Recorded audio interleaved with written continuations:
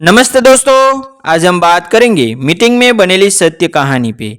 Meeting के बीच में जब टेबल पर पड़ा फोन वाइब्रेट हुआ तो पूरे हाल का पता चल गया कि किसी का फोन आया है। बड़े पोस्ट पर विद्यमान अधिकारी ने अपनी तरफ से बड़ी विनम्रता से कहा, फोन को साइलेंट करके बैठिए प्लीज। दीपक अचानक हड़बड़ा गया। उसने झटपट फोन उठाया, कॉल डिस्कनेक्ट किया, बिना ये देखे कि कॉल किसका था। सॉरी सर कहते हुए शर्मिंदगी से फोन स्विच ऑफ कर दिया और ध्यान से फिर उस सफ़ेद बोर्ड की ओर देखने लगा जिस पर अगले साल के टारगेट की स्लाइड चल रही थी। लेकिन उस एक वाइब्रेशन ने जैसे मन के अंदर की शांति को खामोशी से तोड़ दिया था।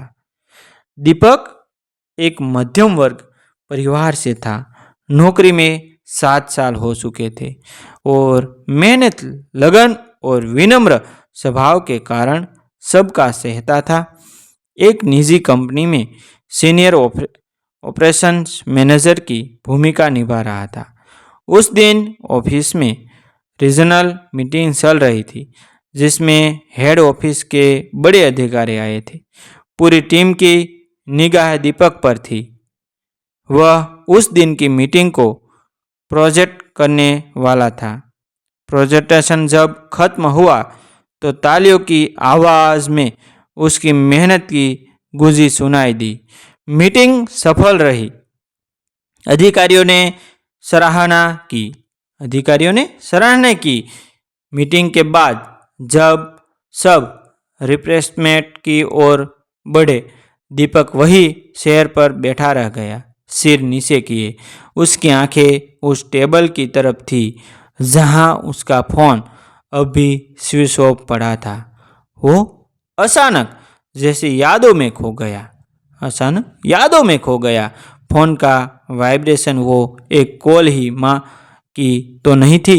दीपक ने फौरन फोन ऑन किया। फोन ऑन होते ही पहला मैसेज जो दिखा, दीपक जल्दी कॉल कर, मम्मी की तबीयत अचानक खराब हो गई है, हॉस्पिटल ला रहे हैं। भाई राकेश का मैसेज था। 12:17 PM। घड़ी देखी, 2:05 PM, यानी पूरे 1 घंटे 48 मिनट वह अनजाने में उस कॉल को टाल चुका था। कांपते हाथों से उसने भाई को कॉल किया। रिंग हो रही थी। राकेश ने उठाया लेकिन आवाज़ भारी थी। दीपक, माँ चली गई यार। उसके कानों में जैसे बम फटा हो। क्या कहा तूने? मैंने तो बस फ़ोन काटा था, मैं देख ही नहीं पाया। तू आजा यार, बस अब कुछ कहने को नहीं बचा। फोन हाथ से गिर पड़ा। दीपक की आंखों से आंसू बहने लगे। वही मीटिंग रूम की कुर्सी पर लोगों रिफ्रेशमेंट में व्यस्त थे। कोई उसकी तरफ देख नहीं रहा था, लेकिन उसे अब दुनिया दिख नहीं रही थी। सिर्फ एक तस्वीर आंखों में बार बार आ रही थी, माँ की वो हल्की मुस्कान जब वो घर आता था।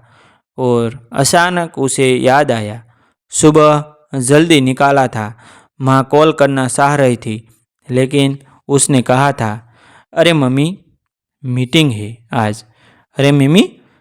है आज। आज आपको शाम को कॉल करता हूँ। अच्छे से। माँ ने भी मुस्कुरा कर कहा, ठीक है बेटा, पर ध्यान रखना, आज तेरा बड़ा प्रोजेक्शन है ना। वो आखिरी शब्द थे माँ के। शायद माँ ने फिर भी आखिरी बार फ़ोन किया था बेटे की आवाज़ सुनने को।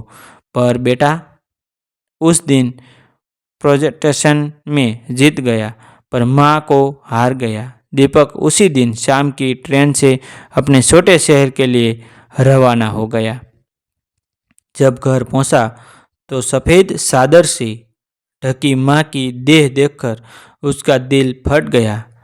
राकेश ने बताया, माँ को सुबह हल्का जुकाम आया था, फिर अचानक सांसें तेज हो गई, हॉस्पिटल ले जा रहे थे। उसी दौरान उन्होंने तेरा नाम लिया था। दीपक ने माँ का फ़ोन चेक किया, उसमें सिर्फ एक आउटिंग कॉल थी। दीपक को उसके बाद माँ ने फ़ोन फिर नहीं उठाया। अगले कई दिन दीपक बस यही सोचता रहा, अगर मैं सिर्फ एक सेकंड रुक कर कॉल देख लेता, अगर मीटिंग में साइलेंट की जगह बाहर जाकर कॉल ले लेता, अगर शायद बहुत सारी अगर अब उसके जीवन का हिस्सा बन चुकी थी। बाहर की दुनिया उसके काम की तारीफ कर रही थी, पर अंदर का दीपक हर रात माँ से माफ़ी मांगता।